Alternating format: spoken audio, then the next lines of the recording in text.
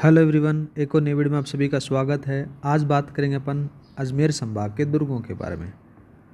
Last video में अपन ने चर्चा कर ली थी पाली संभाग के जितने भी दुर्ग थे उनके बारे में। सबसे पहले अपन देखें तो अजमेर संभाग है, तो अजमेर संभाग के अंदर से कौन कौन से आपको दुर्ग देखने को मिलेंगे। सबसे पहला आ जाता है मेघनीज दुर्ग। कौन सा आएगा? मेघनीज दुर्ग आ जाता है, मेघनीज दुर्ग। साथ में बात करें तो दूसरा आ जाता है तारागढ़। तारागढ़ नाम से एक बूंदी के अंदर भी है, वो तारे की आकृति होने के कारण उसको तारागढ़ कहा गया था। आगे को नाम आ जाता है केहरीगढ़। कौन सा आता है गाइज? केहरीगढ़ आता है। केहरीगढ़ के बाद में एक और नाम आ जाता है रूपनगढ़। कौन सा आता है? रूपनगढ़ आता है। और रूपनगढ़ के बाद में एक और नाम आ जाता है करकेड़ी। करकेड़ी का किला। ये सारे के सारे कहाँ हैं गाइज? ये अजमेर में हैं। कहाँ हैं? अजमेर के अंदर। दूसरा बात करते हैं अपन। दूसरा जाता है टोडगढ़। कौन सा आएगा? टोडगढ़ आएगा। और टोडगढ़ दुर्ग है, ये कहाँ पर है? ये ब्यावर में है। कहाँ है गाइज? ब्यावर के अंदर से देखने को मिलेगा। तीसरा बात करते हैं तो नाम आ जाता है बेराठ। सभ्यता भी है, याद रखना, बेराठ बदनौर। बेराठ बदनौर कहाँ पर है? ये भी आपको ब्यावर में देखने को मिलेगा। चौथा बात करते हैं। चौथा कौन सा लिखोगे? एक को नाम लिखा जाता है सरवाड़ा। कौन सा आएगा? सरवाड़ा का किला। सरवाड़ा का किला। सरवाड़ा का किले के बाद में एक और नाम आ जाता है फतेहगढ़। कौन सा आएगा? फतेहगढ़। और ये सारे के सारे कहाँ है? नया जिला बना है जिसका नाम है केकड़ी। अजमेर संभाग के अंदर ही है। पांचवा बात करते हैं। पांचवा अपन नागौर के बारे में देखते हैं। नागौर में आपको देखने को मिलेगा, एक तो मिलेगा अहिछत्तरपुर। कौन सा मिलेगा? अहिछत्तरपुर दुर्ग या फिर किला बोल सकते हो। एक और नाम आ जाता है खींवासर का किला। कौन सा आता है? या फिर खींवसर। खींवसर के साथ में एक और आ जाता है मालकोट। इस मालकोट वाले दुर्ग को एक और नाम से भी जाना जाता है। कौन सा? मेड़ता दुर्ग। कौन सा कहा जाता है? मेड़ता दुर्ग भी इसको कहा जाता है। और बात करें तो नागौर में आपको मारोट, मारोट का किला देखने को मिलेगा। मारोट के किले के बारे में एक और नाम आ जाता है हरसोर। हरसोर का किला। ये सभी के सभी कहाँ हैं? नागौर में हैं। स्टेप बाय स्टेप अपन पढ़ने वाले हैं। क्लास की जो पीडीएफ फाइल आपको टेलीग्राम पर मिल जाएगी। टेलीग्राम का लिंक डिस्क्रिप्शन में दे रखा है, वहाँ पर जाकर आप ज्वाइन कर सकते हो। छठा बात करते हैं। छठा कौन सा लिखोगे? डीडवाना कुचामन में बना हुआ दुर्ग है, तो जिसका नाम आता है कुचामन का किला। कौन सा आएगा? कुचामन का किला। और कुचामन का किला कहाँ है? डीडवाना कुचामन में है। डीडवाना कुचामन में नया जिला बना है, उसमें है। सातवां बात करते हैं। सातवां कौन सा लिखोगे? बनेड़ा। बहुत बार सवाल पूछा गया है इससे। बनेड़ा का किला। बनेड़ा का जो किला है वो शाहपुरा में है। जयपुर वाला शाहपुरा नहीं है, नया जिला बना है उसमें है। आठवां बात करते हैं। आठवां कौन सा लिखोगे? आठवां लिखो अमीरगढ़। कौन सा आएगा? अमीरगढ़। अमीरगढ़ के साथ में एक और लिखो कांकोड़। कांकोड़ का किला। साथ में ही कांकोड़ किले के बाद में बात करें तो नाम आ जाता है बोमगढ़। कौन सा आएगा? बोमगढ़। और बोमगढ़ के साथ में एक और आ जाता है लाला पठान। लाला पठान का किला। ठीक है गाइस। लाला पठान के बाद में एक और नाम आ जाता है जिसको बोलते हैं अपन चौबुर्जा। चौबुर्ज का किला। ये सभी के सभी कहाँ हैं? ये टोंक में है। कहाँ है? टोंक के अंदर से आपको देखने को मिल जाएंगे। तो ये थे गाइज किसके बारे में? मेन रूप से याद रख लेना, ये अजमेर संभाग के दुर्ग थे जिनके बारे में अपन अध्ययन करने वाले हैं। आज बात करेंगे अपन छतरपुर दुर्ग के बारे में, जिसको नागौर दुर्ग कहा जाता है, नागपुर दुर्ग कहा जाता है, नगाना दुर्ग कहा जाता है, बहुत सारे इसके नाम हैं, वो सारी चीज़ें अपन देखने वाले हैं।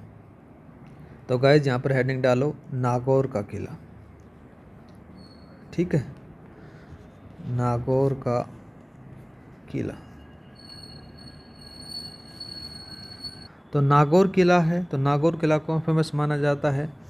जब स्थल दुर्गों की बात होती है तो नागौर किले का नाम सबसे पहले लिया जाता है।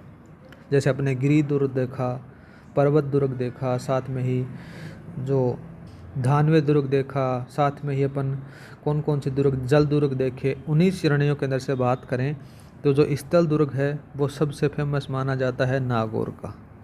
यहाँ पर लिखो, यह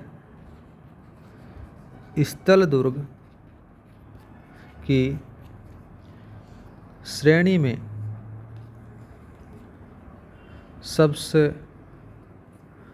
ज़्यादा प्रसिद्ध है, ठीक है।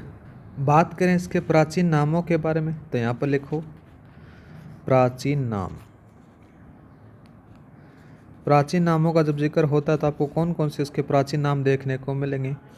एक मिलेगा आपको नागदुर्ग, इसी का नाम आता है। नागदुर्ग के बाद में एक और आ जाता है नागपुर दुर्ग, नागपुर दुर्ग के बाद में नागपुर, नागपुर दुर्ग भी इसको कहा गया था। एक और नाम आ जाता है नगाना, कौन सा है गाइस? नगाना दुर्ग की भी कहा जाता है। और एक और अपन ना बात करें तो नाम आ जाता है छतरपुर। ये इसके अन्य नाम आपको देखने को मिल जाते हैं। अब बात करते हैं निर्माण के बारे में। निर्माण का आपके पास में कोई डाटा देखने को नहीं मिलता है, लेकिन लोगों की बात माने तो या फिर ख्यातों की बात माने तो एक चौहान राजा था, नाम था उसका सोमेश्वर के सामंत, जिसको क्या कहते हैं केमास के द्वारा इस पर स्थापना की गई थी। तो निर्माण के बारे में लिखो, क्या लिखोगे? विक्रम संवत लिख लेते हैं अपन, विक्रम संवत 1211, या फिर अगर ईस्वी के बारे में पूछे तो 1154 ईस्वी में इसकी स्थापना की जाती है। किसके द्वारा? तो याद रखना चौहान राजा सोमेश्वर, चौहान राजा सोमेश्वर के सामंत, किसके द्वारा? केमास के द्वारा, ये थोड़ा सा याद रखना, उसके द्वारा इसकी नींव रखी जाती है। इसके प्रमुख दरवाज़ों के बारे में बात करें, प्रमुख दरवाजे, प्रमुख दरवाजे आपको कौन कौन से देखने को मिलेंगे? सबसे पहले बात करें तो पहला नाम आ जाता है बिचली पोल, कौन सा आता है? बिचली पोल आता है। बिचली पोल के बाद में बात करें तो कौन सा आता है? सिराई पोल, सिराई पोल। सिराई पोल के बाद में बात करें तो नाम एक और आ जाता है कचहरी पोल, कचहरी पोल आता है। कचहरी पोल के बाद में सूरज पोल, ये नाम तो बहुत बार आपको देखने को मिलेगा हर किले के अंदर, सूरज पोल। सूरज पोल के बाद में एक और नाम लिखो दूरी पोल, कौन सा आता है? दूरी पोल आ जाता है। और एक और आ जाता है राज पोल। तो ये 6 दरवाजे हैं, याद रखना इन 6 के बारे में। अब बात करें तो ये जो दुर्ग बना हुआ है ना, ये देखो ये दुर्ग बना हुआ है।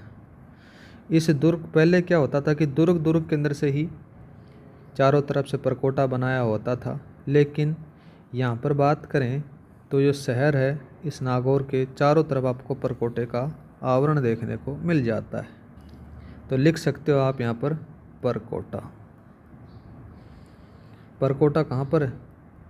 नागौर शहर के चारों तरफ ये परकोटा बना हुआ है। आगे बात करें तो जब आप नागौर दुर्ग को अंदर से देखते हो तो यहाँ पर बहुत सारे भित्ति चित्र बने हुए हैं। इसमें बादल महल और शीश महल के जो चित्र हैं वो विशेष देखने योग्य माने जाते हैं, ठीक है। फिर बात करें ना गाइज, 1570 का समय आता है। 1570 के अंदर से कौन था? अकबर आता है, उधर दिल्ली का शासक। तो इसके अंदर से होता क्या है, जैसे अजमेर और साथ में पड़ता है नागौर, इन दोनों के बारे में चर्चा करते हैं। यहाँ पर क्या होता है, ख्वाजा साहब की दरगाह है, याद रखना किनकी है? ख्वाजा साहब की। ख्वाजा साहब की दरगाह है, कहाँ है? अजमेर में है। यहाँ पर क्या आता है? अकबर आता है। ये अकबर आ गया। क्यों आता है वो भी बात करते हैं अपन। ये जियारत करने के लिए आता है, जियारत बोले तो दर्शन करने के लिए यहाँ पर आता है अकबर। ठीक है गाइज। और इधर बना हुआ है नागौर दुर्ग। जब ये जियारत करके वापस जा रहा होता है तो यहाँ पर वो ठहरता है 2 माह, 2 माह रुकता है और मुग़ल दरबार लगाता है। क्या लगाता है? मुग़ल दरबार। ठीक है। और बात करें ना तो गाइस, ये जो दुर्ग है इसके अंदर से आपको जो जल प्रबंधन की व्यवस्था मिलेगी ना, वो विश्व विख्यात मानी जाती है। एक 2007 के बारे में बात करें, 2007 का चर्चा क्यों करें, तो 2007 को इस दुर्ग को क्या मिला था? एक्सीलेंस अवार्ड मिला था। यहाँ पर लिखो एक्सीलेंस, एक्सीलेंस अवार्ड मिला। ठीक है, क्यों मिला? तो उसी के बारे में बात करें। एक तो साफ़ सफाई देखने को मिलेगी, साफ़ सफाई व विद्युत सजावट या फिर बिजली की सजावट, सजावट के लिए इसको एक्सीलेंस का अवार्ड मिला था गाइस। और बात करें तो जैसे मैंने ऊपर बताया कि जब अकबर मुग़ल दरबार लगाता है 2 महीने रुकता है, तो ऐसा तो है नहीं कि वो कुछ ना कुछ बनाएगा नहीं, तो यहाँ पर कुछ बना के जाता है। तो यहाँ पर लिखो अकबर ने यहाँ पर क्या क्या बनाया? शुक्र तालाब, शुक्र नामक तालाब बनाया। साथ में बात करें सुंदर फंवारा, कौन सा आता है? सुंदर फंवारा बनाया। सुंदर फंवारा के बाद में एक मस्जिद बनाई। क्या बनाई? मस्जिद बनाई। और इस मस्जिद को लोग आज क्या कहते हैं? अकबरी मस्जिद कहते हैं, अकबरी मस्जिद। सीधा सीधा सवाल पूछता है कि अकबरी मस्जिद है कहाँ पर? तो नाम याद रखना, नागौर दुर्ग के अंदर है। ठीक है, इतना याद रख लोगे तो एक चीज़ और याद रख लेना गाइस। क्या रखना है अपने को? यहाँ पर अमर सिंह राठौड़ की है वो भी छतरी देखने को मिल जाती है। अमर सिंह राठौड़ की छतरी, छतरी भी है। कहाँ है ये? नागौर दुर्ग के अंदर है। तो नागौर दुर्ग के बारे में जो मेन चीज़ें थी एग्ज़ाम में अभी तक आई हुई हैं, सारी की सारी चीज़ें मैंने बता दी कि पूछने के जो चांस हैं।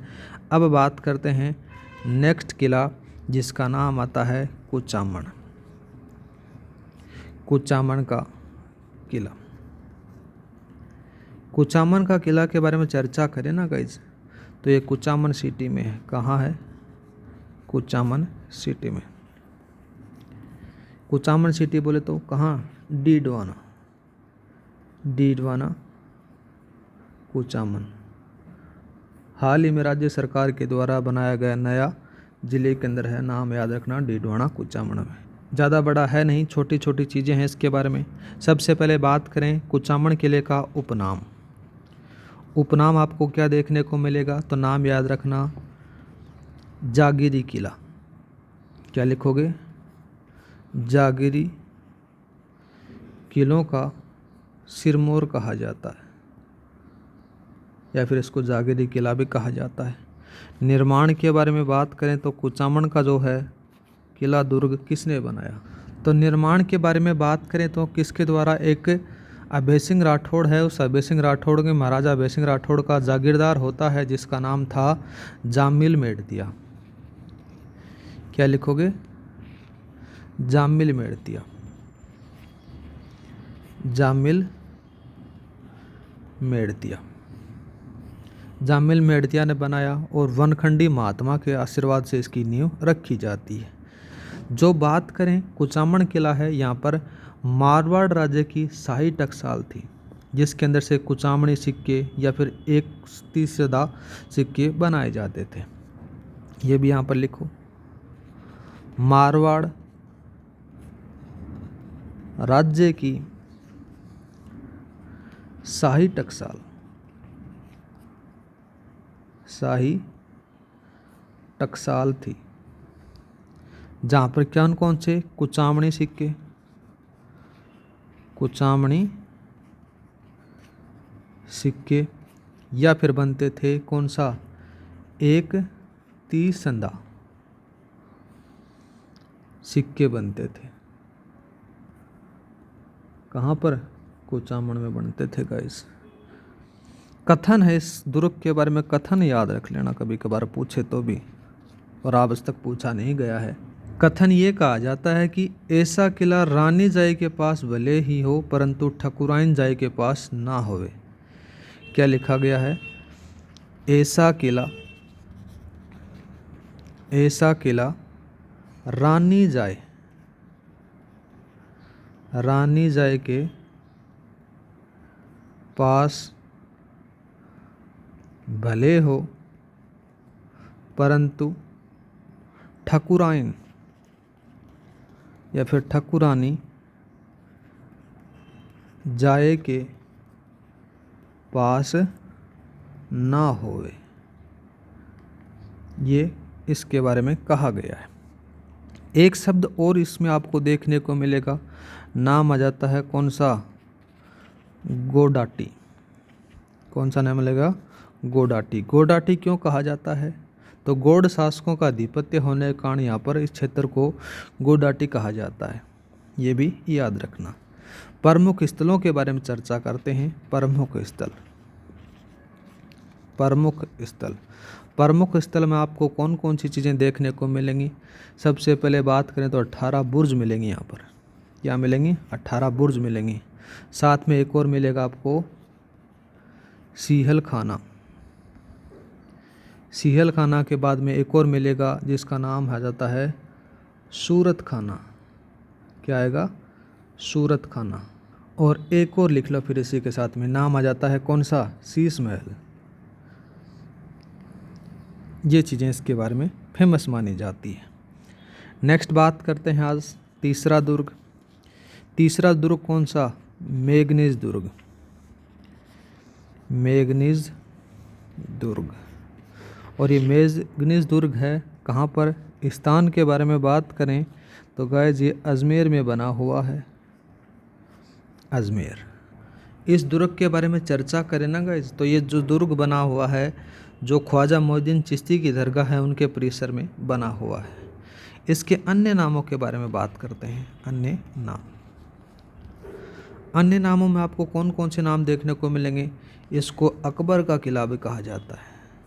अकबर का किला। अकबर के किले के बाद में अकबर का दौलत खाना भी कहा जाता है। अकबर का दौलत खाना। ठीक है। एक और बात करें फिर, अकबर का ही आ जाता है अकबर का शास्त्रागार। क्या कहते हैं इसको? अकबर का शास्त्रागार कहा जाता है। अजमेर का किला भी कहते हैं इसको। अजमेर का किला। अजमेर के किले के बाद में एक और आ जाता है इस्लामिक दुर्ग। कौन सा नाम आ जाता है? इस्लामिक दुर्ग आता है। ये बहुत बार पूछा गया है। ठीक है। राजस्थान का एकमात्र दुर्ग जो पूर्णतः मुस्लिम पद्धति में बना हुआ है, कौन सा है? मेघनीज दुर्ग आता है। ऐसा सीधा पूछा जाता है तो यहाँ पर लिख सकते हो, राजस्थान का एकमात्र किला जो पूर्णतः मुस्लिम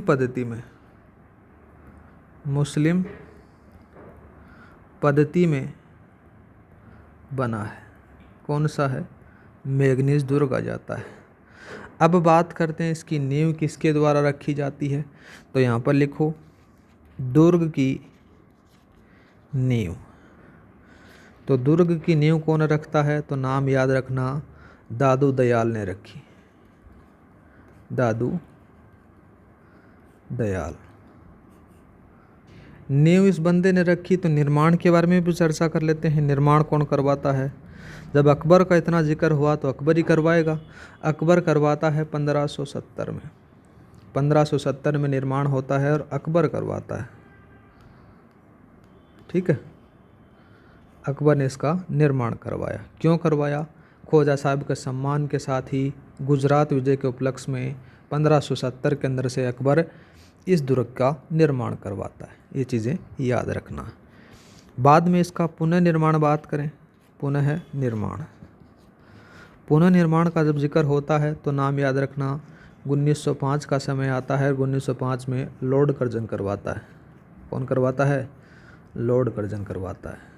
अभी वर्तमान में क्या है, इस वर्तमान में स्थिति के बारे में बात करें ना, तो क्या होता है कि 29 अक्टूबर का समय आता है। 29 अक्टूबर 1908। इसके अंदर से क्या हो जाता है कि राजपूताना म्यूजियम संचालित यहाँ पर हो जाता है। साथ में इसमें सुगाली माता की मूर्ति भी लाए थे। ठीक है, वर्तमान में क्या जाता है? राजपूताना म्यूजियम अभी चल रहा है, वर्तमान में म्यूजियम है। इसके अंदर से और बात करें तो 1857 का संबंध भी इससे जुड़ा हुआ है। इस दुर्ग के अंदर से 1857 के अंदर से क्या होता है कि क्रांति के समय अंग्रेज़ों का मुख्य केंद्र रहा था, इसलिए ये भी याद रखना 1857 के समय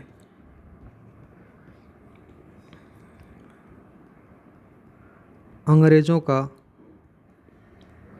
मुख्य केंद्र रहा।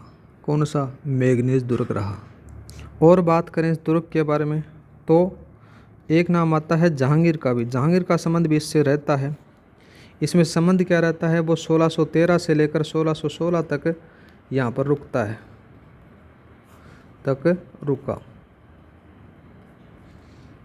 इसके साथ में एक संबंध और रहता है जहांगीर और अंग्रेज़ों के साथ में।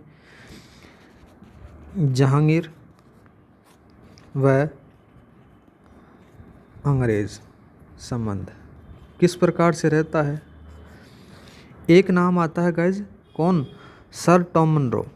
क्या नाम आता है? Sir Thomas Roe. ये क्या करता है? इससे अनुमति लेने के लिए आता है। इसको पता नहीं है कि जहांगीर दरबार कहाँ है वगैरह वगैरह। वो यहाँ पर दरबार लगा के बैठा रहता है 1616 के समय। और ये सर टॉमस रो है, ये इसके दरबार में पहुँच जाता है। यहाँ जहांगीर बैठा है और इससे व्यापार की अनुमति मांगी जाती है। ठीक है, व्यापार की अनुमति मांगी। और बात करें ना गाइज तो एक मानसिंह अभियान लेकर आता है अकबर की तरफ से, वो भी इसी के अंदर से होता है। और उसका संबंध बात करें तो 1576 का समय आता है। 1576 के अंदर से क्या होता है कि मानसिंह प्रथम आता है और आसफ खां आते हैं। वो महाराणा प्रताप के लिए जो हल्दी घाटी का युद्ध होने वाला था उसकी रूपरेखा यहीं पर तैयार की जाती है। तो ये चीज़ें लिख लो यहाँ पर। 1576 में नाम आ जाता है मानसिंह प्रथम और साथ में एक और बंदा रहता है आसफ खां। इन दोनों के द्वारा हल्दी घाटी युद्ध की रूपरेखा यहीं बनाई जाती है। ठीक है गाइस, इसके प्रमुख दरवाज़ों के बारे में जिक्र करें। प्रमुख दरवाजे। प्रमुख दरवाज़ों का जब जिक्र होता है तो आपको यहाँ पर देखने को मिलेगा जहांगीरी दरवाज़ा। कौन सा मिलेगा? जहांगीरी दरवाज़ा। इस दुर्ग के अंदर से दो मुगलों के संबंध भी जुड़ा हुआ है, उन्हीं के बारे में बात करें। देखो, एक का नाम था अकबर। अकबर का बेटा था, अकबर का बेटे का नाम क्या जाता है? दानियाल। क्या नाम आता है? दानियाल। और इधर बात करें तो शाहजहाँ, शाहजहाँ का पुत्र था या फिर बेटा था जिसका नाम था कौन? शुजा। इन दोनों का जन्म यहीं होता है, यहीं हुआ। कहाँ पर हुआ? मेघनीज दुर्ग के अंदर से हुआ। बाद में बात करें तो 1968 का समय आता है। 1968 के समय क्या होता है कि राजस्थान सरकार के द्वारा इस दुर्ग को संरक्षित स्मारक के रूप में घोषित कर दिया जाता है, ये भी याद रखना। तो इस प्रकार से आपका जो मेघनीज दुर्ग है वो कंप्लीट हो जाता है। आज के लिए इतना ही, मिलते हैं नेक्स्ट क्लास में। जय हिंद, जय भारत। क्लास की जो PDF फाइल आपको टेलीग्राम पर मिल जाएगी, टेलीग्राम का लिंक डिस्क्रिप्शन में दे रखा है, वहाँ पर जाकर आप ज्वाइन कर सकते हो। हर क्लास की PDF वहाँ पर अवेलेबल है।